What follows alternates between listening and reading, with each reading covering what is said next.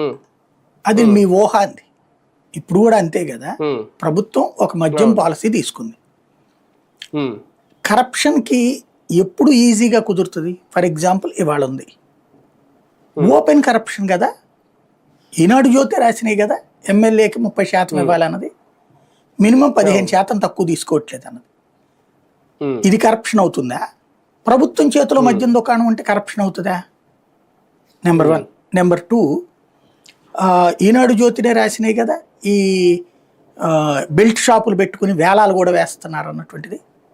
అంటే అవును. ఉమ్, ఒక వైన్ షాప్కి పర్మిషన్ తీసుకుని బెల్ట్ షాపులు 10 పెడితే కరప్షన్ అవుతుందా? బెల్ట్ షాప్ ఉమ్, అనేది లేకుండా ఓ వ్యవస్థ పెడితే కరప్షన్ అవుతుందా? ఉమ్, లేకపోతే మద్యం ధర ఇప్పుడు ఇక్కడ వీళ్ళు ఇష్టం వచ్చినట్టు రేటుకి అమ్ముతున్నారు, ఇది ఉమ్, కరప్షన్ అవుతుందా?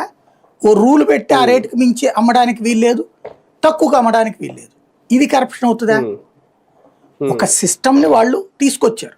ఎస్, దాంట్లో రేట్లు ఉమ్, ఎక్కువైనాయి, అది రూలు. ఎందుకు తెచ్చారు అది? అవును. మద్యం కన్జంప్షన్ తగ్గించడం. అవును. ఇప్పుడు ఉమ్, వీళ్ళే చెప్తున్నారు కదా గత ఏడాది జగన్ టైంలో కంటే ఎక్కువ తాగారని, మన జ్యోతే కదా రాసింది.